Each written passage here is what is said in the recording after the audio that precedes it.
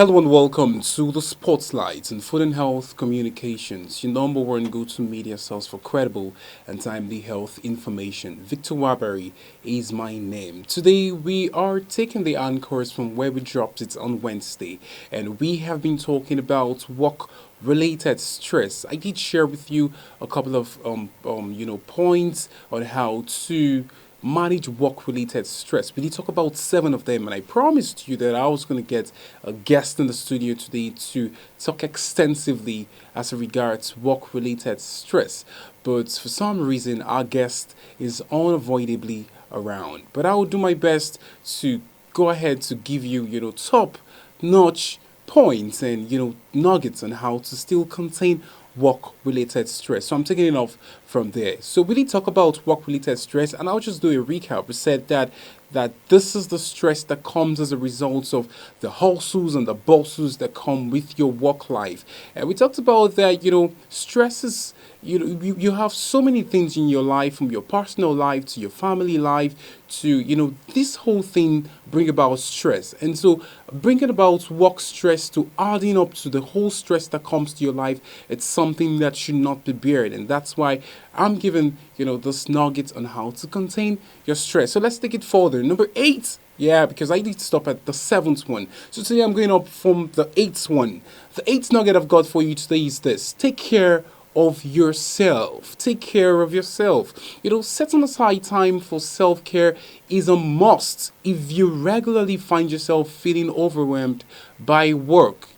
This means prioritizing sleep, setting aside time for fun, and making sure you're eating throughout the day. It's very, very important that you do that. And if you feel like you don't have the time, keep in mind that you will likely be able to tackle work issues more effectively when your core needs are being met. So it's very important that you take care of yourself. Find time for yourself.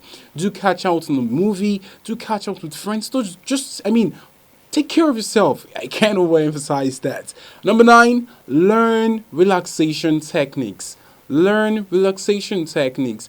You need to purposefully slow down and get conscious of your surroundings, because it can keep you relaxed throughout the week.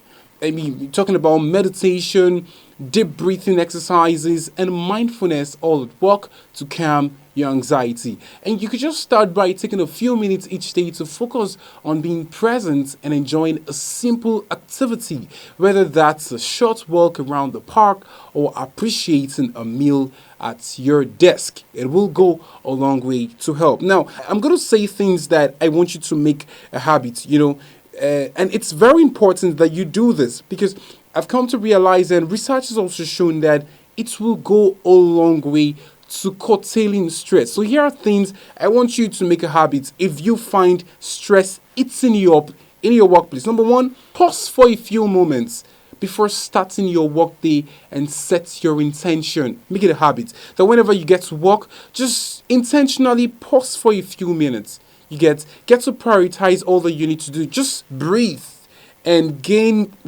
consciousness of the moment before you start. Yeah, there are people who just get work, and the first thing they're already opening emails, already getting on tasks and all of that. Make it a habit to pause, breathe, get a grasp of the moment, and then forge ahead. That's something you should make a habit. Number 2, download a meditation app you can use when feeling excessive pressure at work or during your commute. And I remember sometime 2 years ago, I had this app.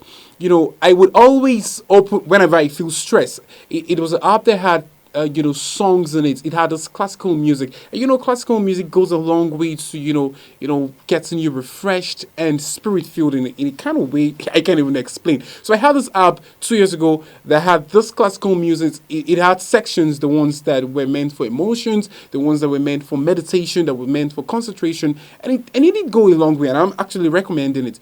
If you need to meditate, if you need to concentrate, there are tons of meditation and concentration apps out there. Go get one, and I tell you, it will go a long way to helping you. Number 3, schedule in a 5-minute break to try breathing exercise. In all of your hours, in all of the minutes you spend at the office, 5 minutes, a 5-minute intentional break, just like I said earlier, just to gain grabs of the moment, just to, come back to yourself, just to get out of that work mood and get into your personal calm state. It will go a long way to helping you. These three things, my friend, I want you to make it a habit. Number 10 now, stay out of the office gossip meal. I repeat that again. Stay out of the office gossip meal. I mean, it's draining. You don't know what it does to you psychically. The whole gossip, the whole side negative talks that go on in the office, it goes a long way to affecting you psychically. You do not know, but I'm telling you for real, it does. There are days where you get back home and you literally had few things to do in the office.